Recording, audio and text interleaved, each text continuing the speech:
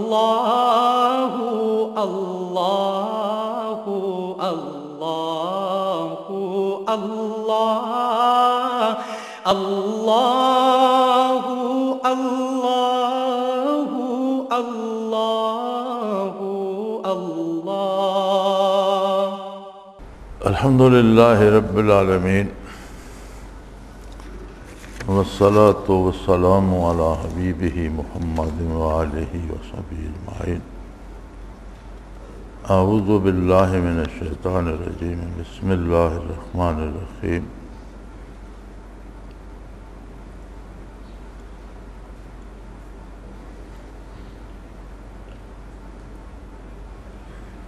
یہ کچھ سوالات ہیں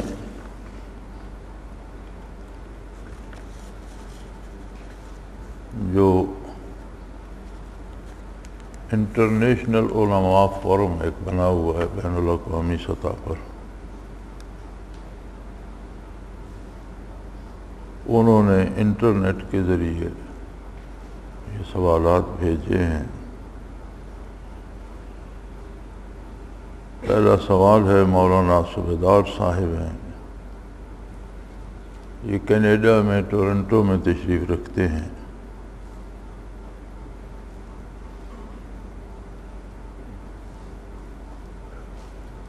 ان کے 3 سوال ہیں۔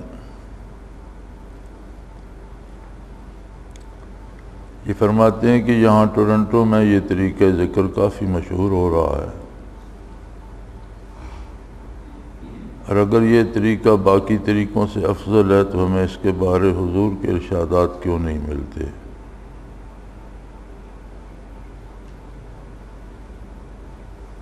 اس طریقہ میں شیخ سالک کو سیر کعبہ مسجد نبی کے مراقبات کے ذریعے تزکیہ کرواتا ہے، لیکن کیا ہمارے لیے حضور صلی اللہ علیہ وآلہ وسلم کا تزکیہ کرانے کا طریقہ ایک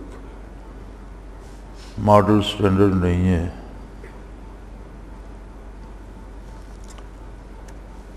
اصل ہماری ایک مصیبت یہ ہے کہ علم کے بہت سے شعبے ہیں، ہر شعبے کو جاننے کے لیے اس کی کتب کا مطالعہ اور اس کو پڑھنا پڑتا ہے، سیکھنا پڑتا ہے۔ بندہ اسی شعبے کو جان سکتا ہے جس کی تعلیم حاصل کرتا ہے، جسے سیکھتا ہے۔ بہت بڑا عالم بھی ہو تو علم کے بھی بہت سے شعبے ہیں، جس شعبے کو اس نے نہ پڑھا ہو اس میں پھر سوال ہی رہ جاتے ہیں، اس کے پاس جواب نہیں ہوتا۔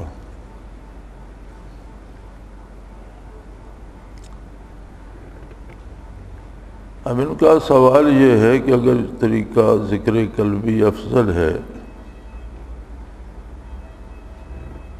تو اس کے بارے حضور صلی اللہ علیہ وسلم کے ارشادات کیوں نہیں ملتے؟ بڑا عجیب سا لگتا ہے کہ قرآن حکیم نے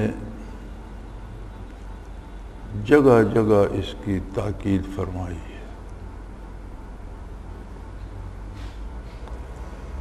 سورہ مزمل میں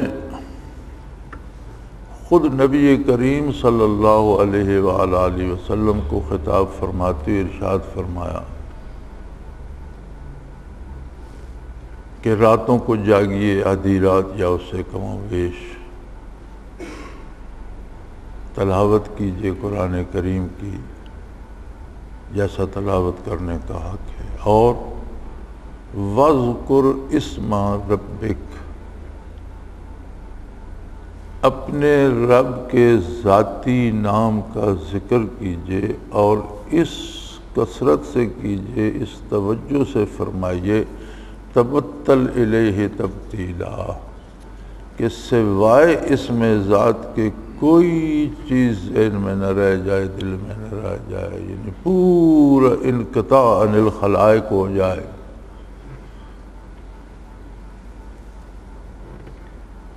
اب کیا حضرات یہ سمجھتے ہیں کہ قرآن نے براہ راست جو حکم دیا ہے اس کے لیے مزید کسی وضاحت کی ضرورت ہے، یا یہ تبتل سوائے ذکر قلبی کے کبھی ہو بھی سکتا ہے؟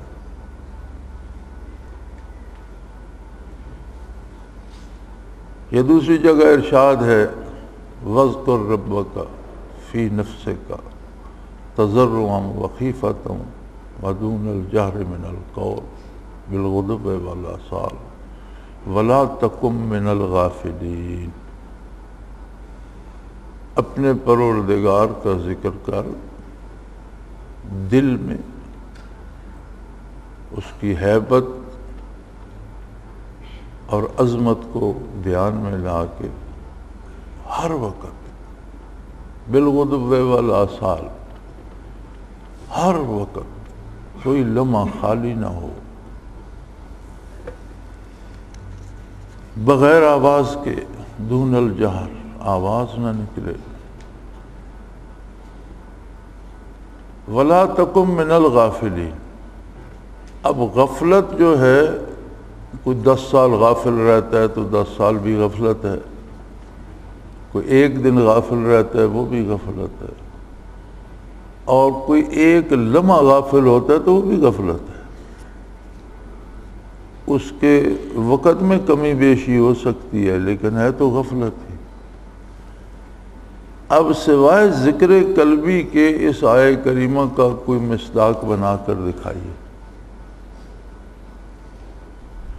کیا کوئی شخص یہ سوچ سکتا ہے کہ جو حکم اللہ نے قرآن کریم میں دیا ہے اس کا مظہر کیا نبی کریم صلی اللہ علیہ وسلم کی ذات نہیں عملی دنیا میں؟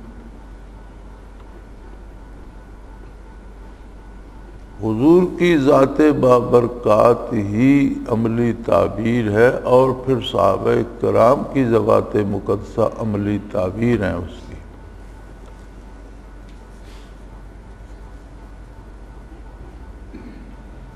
ایک بات یاد رکھیے کہ ہر نبی کا نہ صرف وجود ذاکر ہوتا ہے بلکہ نبی جس زمین پہ قدم رکھتا ہے ذرات ذاکر ہو جاتے ہیں، جو لباس پہنتا ہے وہ ذاکر ہو جاتا ہے، نگاہ اقدس جہاں جہاں پڑتی ہے ذرات منور ہوتے جاتے ہیں۔ صحابہ کرام وہ خوش نصیب لوگ تھے جنہیں ایک نگاہ میں شرف صحابیت نصیب ہو گیا، اور قرآن کے مثالی مسلمان صحابہ کرام تھے۔ جتنا قرآن نے ماڈل دیے ہے نا کہ مسلمان ایسا ہونا چاہیے، ایسا ہونا چاہیے، یہ کرنا چاہیے مسلمان کو، یہ نہیں کرنا چاہیے، اس کا عملی نمونہ اگر ہیں تو وہ صحابہ کرام۔ قرآن فرماتا ہے ثم تلین جلودہم وقلوبہم الی ذکر اللہ، یعنی جلد سے لے کر، کھال سے لے کر، نیاں خانہ دل تک، قلب تک ان کا ہر ذرہ بدن ذاکر ہو گیا۔ جب یہ کام ایک نگاہ میں ہو گیا تو پھر کیا ہماری طرح بیٹھ کر انہوں نے لطائف کرنے؟ تمام صحابہ کرام سارے کے سارے ایک نگاہ میں عالم خلق کے تمام منازل طے کر کے عالم امر میں پہنچ گئے ایک نظر میں۔ اس کے باوجود وہ ہلکے ذکر کرتے تھے۔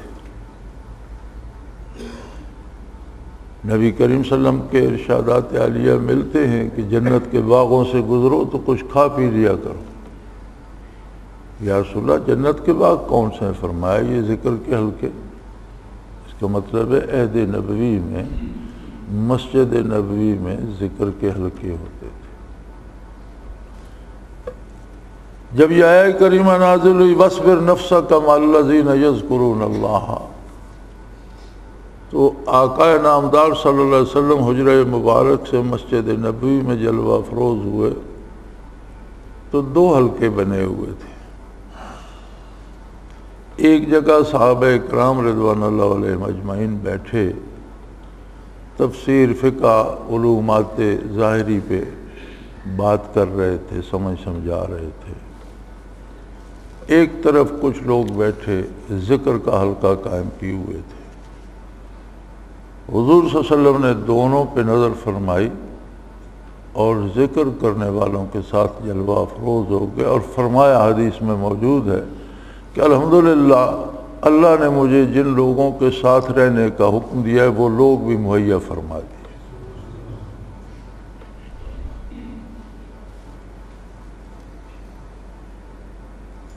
تو جب آپ یہ فرماتے ہیں کہ اس کے بارے حضور کے ارشادات کیوں نہیں ملتے، تو مجھے تو لگتا ہے کہ آپ نے اس موضوع کی طرف توجہ نہیں فرمائی۔ آپ اس کا مطالعہ فرمائیں، اس پہ مستقل تصنیفات متقدمین سے لے کر آج تک آ رہی ہیں، ایک فن ہے۔ اور تصوف کے موضوع پر متقدمین صوفیہ سے لے کر آج تک تقریباً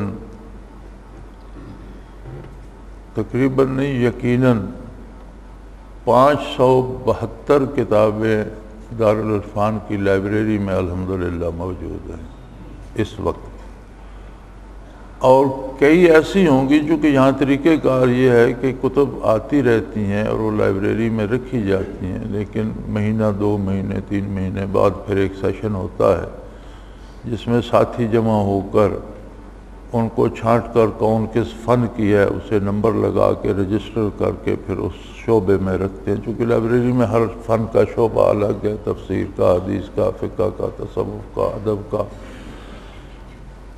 تاریخ کا، ہر شعبے بٹے ہوئے ہیں، تو اس شعبے میں باقاعدہ نمبر دے کر رکھی جاتی ہے۔ اور میرا خیال ہے ابھی کئی کتابیں ایسی ہوں گی جو وہاں پڑھی ہوں گی کہ وہ اپنے وقت پر اس شعبے میں آئیں۔ اس کے باوجود 572 کتابیں اس وقت شعبہ تصوف میں موجود ہیں۔ تو حضرت آپ مطالعہ فرمائیے اس موضوع پہ کتابوں کا، آپ کو یہ ساری چیزیں مل جائیں گی۔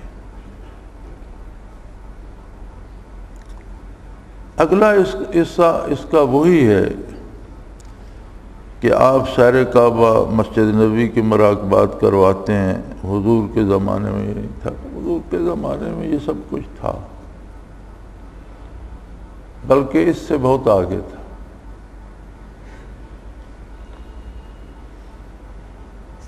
لطائف تو لطائف رہے، ان کا ہر ذرہ بدن منور ہو جاتا تھا۔ روح کی پرواز سیر کعبہ، مسجد نبوی کو، تو یہ تو ابتدائی اسباق ہیں، وہ تو منازل علیاء کر کے پھر عرشوں کے منازل سے نکل کر آنکھ آمد نو فلک میں راجے او، انبیاء و اولیاء محتاج او۔ 9 عرشوں کی بات متقدمین نے بھی کی ہے، اور عرش عظیم کے 9 حصے ہیں، 9 عرش جنہیں کہا جاتا ہے، جو شاعر نے کہا ہے آنکھ آمد 9 فلک معراج او، کہ معراج شریف عرشوں کی حدود سے 9 عرشوں سے بالا تر عالم امر میں تھا۔ کہاں تھا، کتنے دور تھا، یہ وہ جانے جسے معراج ہوا صلی اللہ علیہ وسلم، یا وہ جانے جس نے معراج کرایا جل شانہ۔ تو اندازہ فرمانے کے لیے مراقبہ احدیت سدرۃ المنتہا سے آگے عرش عظیم کے نیچے یا عرش عظیم کا دروازہ ہے۔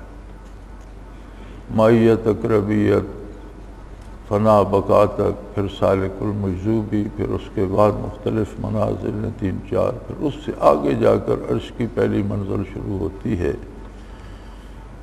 میں نہیں گن سکا، لیکن حضرت رحمۃ اللہ تعالیٰ علیہ فرمایا کرتے تھے کہ پہلے عرش کے اندر میں نے گنی ہے، وہ آپ فرماتے تھے پہلے عرش میں نے گنی ہے 1,20,000 منازل ہیں، جن میں سے ہر منزل حد نظر کی دوری پہ ہوتی ہے، ستارے کی طرح ٹمٹماتی ہوئی دور نظر آتی، اور وہ بھی روحانی طور پر، ظاہری نظر سے نہیں۔ تو آپ سفر کا اندازہ کیجئے، پھر اس پر 9 عرشوں کا اندازہ کیجئے، 9ویں عرش کی انتہا پہ عالم خلق ختم ہو جاتا ہے، وَلَهُ الْخَلْقُ وَالْأَمْرُ، آگے عالم امر ہے اور اس کے دوائر ہیں، ان کی الگ تفصیل ہے۔ ہر صحابی ایک نظر میں بہت بڑا حصہ عالم امر کا بھی طے کر گیا، اس کی روح اوپر چلی گئی۔ آپ بات الف بے کی کر رہے ہیں،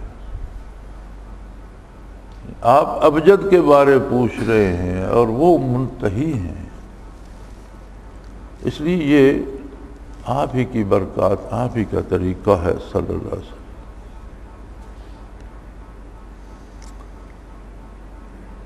دوسرا سوال حضرت کا یہ ہے کہ سیدنا ابو بکر صدیق رضی اللہ تعالی عنہ ایک ماڈل اور سٹینڈرڈ تھے، یعنی معیار تھے، برحق ہے۔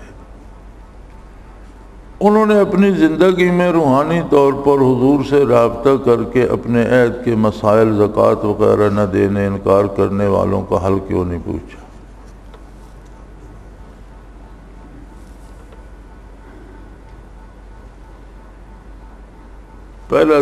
پہلا اصول تو یہ ہے، ایک اصول ہے اور علماء حضرات جانتے ہیں، یقیناً یہ صاحب بھی ضرور جانتے ہوں گے کہ کوئی نبی جو مبعوث ہوتا ہے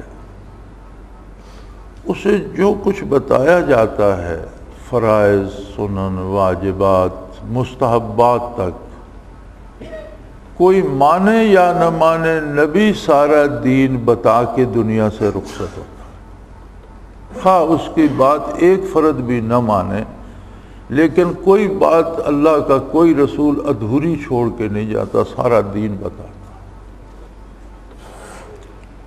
نبی علیہ السلام آخری نبی تھے اللہ کے، آپ کے بعد کوئی نبی نہیں آنا تھا، اور جو دین اللہ نے تعلیم فرمایا آپ نے ساری امانت امت کو پہنچا کر حجۃ الوداع کے موقع پر میدان عرفات میں فرمایا کہ لوگو تم کیا سمجھتے ہو میں نے تمہیں دین پورا پہنچا دیا؟ سب نے عرض کی یا رسول اللہ بے شک۔ آپ نے فرمایا اللہم اشہد، اے اللہ گواہ رہنا میں نے تیرا پیغام سارا پہنچا دیا۔ خود اللہ کریم نے سند عطا کر دی، الیوم اکملت لکم دینکم واتممت علیکم نعمتی ورضیت لکم الاسلام دینا، آج میں نے تمہارا دین مکمل کر دیا، اپنی نعمتیں تم پر تمام کر دیں اور تمہارے لیے دین اسلام کو پسند کر دیا۔ جب کوئی بات باقی نہیں رہی تو یہ سوال کرنا کہ آج کے مسئلے کا الکشفاً پوچھا جائے، اس کا مطلب ہے وہ بندہ پوچھے جس نے جو دین کو جانتا نہ ہو، یعنی دین یا زندگی کے مسائل کا حل حضور علیہ السلام نے تعلیم فرما دیا۔ آج کشفاً سوال کرنا کہ فلاں مسئلے کا کیا کیا جائے، اس کا مطلب ہے کہ آپ نے حضور کی تعلیمات کا مطالعہ نہیں کیا، آپ جانتے نہیں۔ دین کسی کے کشف کا محتاج نہیں ہے،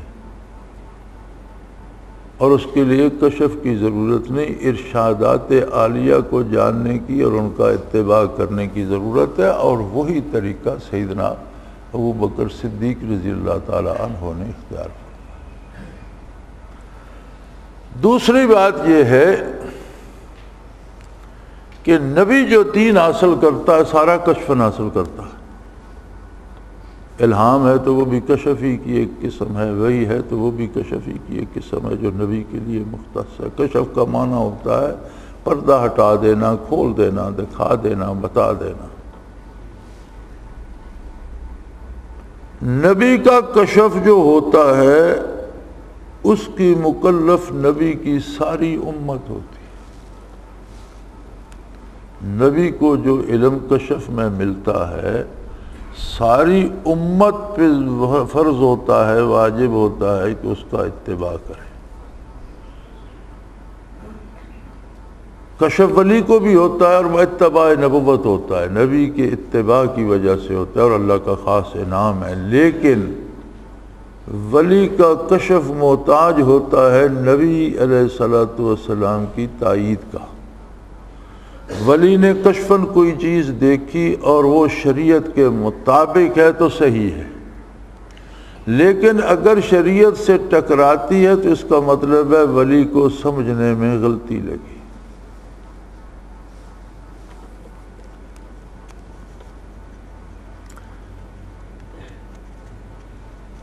انفاس العارفین میں فرماتے ہیں کہ ولی اور نبی کو ایک ہی چیز دکھائی جاتی ہے، لیکن نبی کا کشف یہ ہوتا ہے کہ جیسے یہ مسجد نبی پہ منکشف ہوئی تو ایک کھڑکی، دروازہ، کتنے قالین ہیں، چھت ہے، کتنے گارڈر ہیں، کتنے لوگ بیٹھے ہیں، ساری تفصیل تسلی سے نبی کو دکھا دی جائے۔ ولی با اتباع نبی جاتا ہے، اس کی جرأت اتنی نہیں ہوتی، اسے وہاں سے دکھا دیا جاتا ہے کہ دیکھو وہ مسجد ہے اور اس میں کچھ لوگ بھی ہیں اور وہ بھی ہیں۔ وہ تفصیلات جو نبی کے پاس ہوتی ہیں ولی کے پاس نہیں ہوتی۔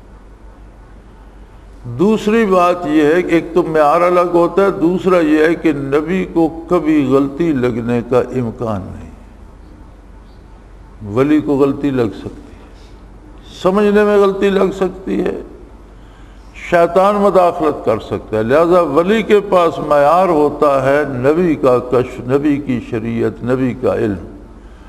اگر ولی نے جو کچھ دیکھا وہ شرعی حدود کے اندر ہے تو الحمدللہ بہت اچھی بات۔ کہیں شریعت سے ٹکراتا ہے تو اسے غلطی لگی، شریعت صحیح ہے، ایک بات۔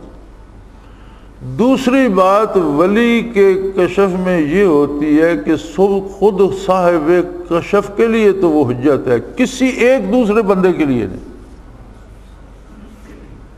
ولی کا کشف اس کی اپنی ذات کے علاوہ کسی دوسرے بندے کے لیے دلیل نہیں ہے شرعی طور پر۔ کوئی ولی کشفاً کچھ دیکھ کر کسی کو حکم نہیں دے سکتا کہ مجھے کشفاً یہ حکم ملا لہذا تم اس پر عمل کرو، یہ شرعاً جائز نہیں ہے۔ اگر اس کو غلطی لگ جائے تو اس کا مطلب ہے سارے ماننے والے گمراہ ہو جائیں۔ یہ منصب صرف نبی کا ہے۔ پھر حضرت ابوبکر صدیق کشفاً کیسے فیصلہ لیتے؟ کیا وہ حضور کی تعلیمات نہیں جانتے تھے؟ کیا وہ یہ نہیں جانتے تھے کہ کشف میرے لیے حجت ہے، دوسروں کے لیے نہیں؟ تو علماء حضرات سے یہ جو سوال آتے ہیں اس کی وجہ صرف ایک ہے، یہ حضرات صاحب علم ہیں، نیک ہیں، الحمدللہ اچھے لوگ ہیں، اس موضوع کا مطالعہ نہیں فرماتے۔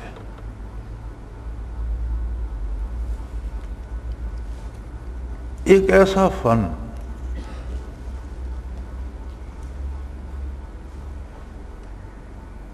جس کے بارے کہا گیا کہ ہما شیران جہاں بستہ ہی سلسلان، کہ دنیا کے سارے شیر اسی زنجیر سے بندھے ہوئے، اسی سنگل سے بندھے ہوئے۔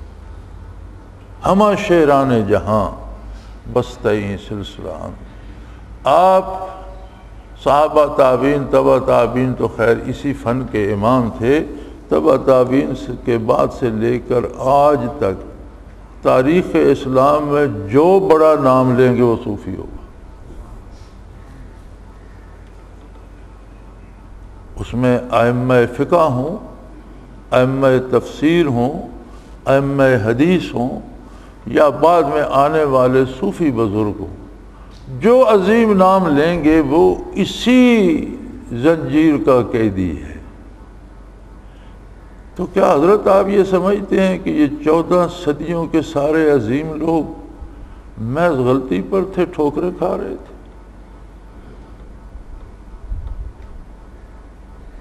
یہ نہیں ہو سکتا۔ فرمایا ہمہ شیران جہاں بستئی سلسلان، دنیا کے سارے شیر اس زنجیر سے بندھے ہوئے۔ روح باز ہیلا چساں بے گسلت دیں سلسلہ راہ، کوئی لومڑی اب ہیلے کر کے اس سنگل کو پگھلا نہیں سکتی، یہ نہیں ٹوٹ سکتا۔ اور پھر سب کی تصنیفات ملتی ہیں۔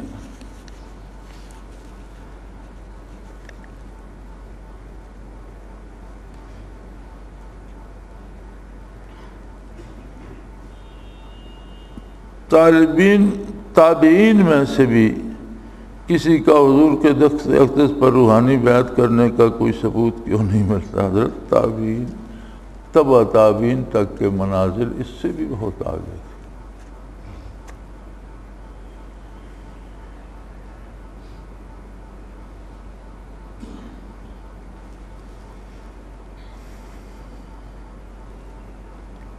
لیکن ثبوت تو اس فن کا مطالعہ کریں گے تو ملے گا نا۔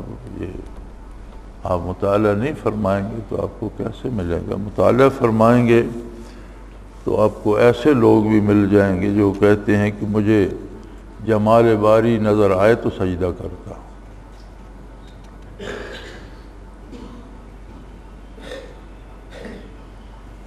آپ اس فن کو پڑھیے، دیکھیے، متقدمین سے لے کر آج تک ہر شخص نے اپنی بساط کے مطابق اس پہ لکھا ہے۔ اور پھر میں دوستوں سے عرض کروں گا کہ کم از کم ان حضرات کو دلائل السلوک ہی بھیج دیں۔ چلو ایک کتاب کا تو مطالعہ فرما لیں۔ دلائل السلوک الحمدللہ اردو میں بھی موجود ہے اور اس کا انگریزی ترجمہ بھی موجود ہے۔ جن کا ذوق انگریزی پڑھنے کا ہے ان ملکوں میں انہیں انگریزی میں بھیج دیں، نہیں تو اردو میں بھیج دیں۔ اس میں ان سب سوالوں پہ مدلل گفتگو ہے اور مفصل ہے۔ آخر دعوانا الحمدللہ رب العالمین۔ 4-5 حضرات کے سوالات ہیں، آج کا وقت ختم ہوا، کل انشاءاللہ اللہ نے توفیق بخشی۔ الحمدللہ رب العالمین والصلاة والسلام علی حبیبہ محمد وآلہ وصحبہ۔ اللہم ربنا لا تحرمنا برحمتک ولا تہلکنا بعذابک واعف عنا قبل ذلک۔ اللہم ربنا لا تسلط علینا من لا یرحمنا، انت ولینا فی سفرنا وحضرنا فی مالنا واہلنا، انت ولینا فی الدنیا والآخرہ، توفنا مسلمین والحقنا بالصالحین۔ یا دافع البلیات، یا قاضی الحاجات، یا منزل البرکات، یا شافی الامراض، ارحم علینا برحمتک القدیم۔ اللہم ربنا نور قلوبنا بنور المعرفۃ والایمان۔ اللہم ربنا انزل علینا من السماء ماء مبارکا نافعا غیر ضار، نافعا غیر ضار، نافعا غیر ضار، هو الذی ينزل الغیث من بعد ما قنطوا وینشر رحمته وهو الولی الحمید، وهو الولی الحمید، وهو الولی الحمید۔ وصلی اللہ تعالی علی حبیبہ محمد وآلہ سیدنا۔ اللہ اللہ اللہ اللہ اللہ اللہ اللہ۔ حضرت امیر محمد اکرم آبان مد ذلہ العالی دارالعرفان منارہ ضلع چکوال میں سالہ سال سے قرآن و حدیث کے اوپر خطابات کر رہے ہیں اور سلسلہ نقشبندیہ اویسیہ کے مطابق لوگوں کو ذکر الہی کی تربیت دے رہے ہیں۔ وہ قرآن پاک کی تفسیر ترتیب وار بیان کر رہے ہیں۔ تفسیر قرآن کو وہ موجودہ ملکی اور بین الاقوامی حالات کے مطابق بیان کرتے ہیں۔ موٹر وے سے کلر کہار کے انٹرچینج سے نکلتے ہوئے کلر کہار کی جھیل سے ہوتے ہوئے میانی، بوچھال اور نورپور سے گزرتے ہوئے دارالعرفان منارہ پہنچ سکتے ہیں۔ حضرت امیر محمد اکرم آوان نے بچیوں اور بچوں کی دینی اور دنیاوی تعلیم کے لیے سقارہ اکیڈمی کے نام سے ایک درسگاہ بھی قائم کی ہے، جس کا افتتاح ملک پاکستان کے صدر جنرل محمد ضیاء الحق نے اپنے دست مبارک سے کیا تھا۔ وہ تمام احباب جو اسلام کی طلب رکھتے ہیں ان سے گزارش ہے کہ دارالعرفان منارہ ضلع چکوال میں امیر محمد اکرم آوان صاحب کے خطابات سے مستفید ہوں۔ وہ ہر جمعے کو نماز سے پہلے بیان فرماتے ہیں۔ ہر ماہ کی پہلی اتوار کو ماہانہ اجتماع ہوتا ہے جس میں آپ خصوصی خطاب فرماتے ہیں اور پاکستان کے چاروں صوبوں سے احباب اس اجتماع میں شرکت کرتے ہیں۔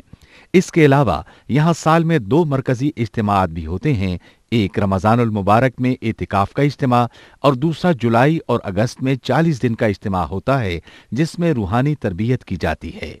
اپنا خون سیماب دے کر اتنا ہم کر جائیں گے، نام آقا کا چمن میں پھر رقم کر جائیں گے۔